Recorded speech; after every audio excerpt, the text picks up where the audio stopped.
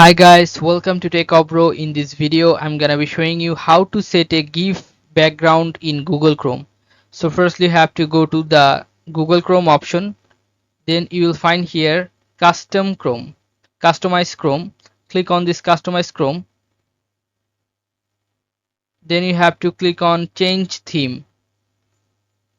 Now go to upload an image, click on this and go to your GIF location. You have to download a GIF before uploading one, so download the GIF and then you have to just click on OK.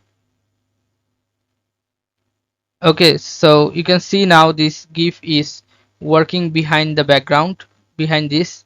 So guys, this is how you can do this. Guys, if you find this video helpful, then please give a thumbs up and don't forget to subscribe the channel. Thank you so much for watching the video.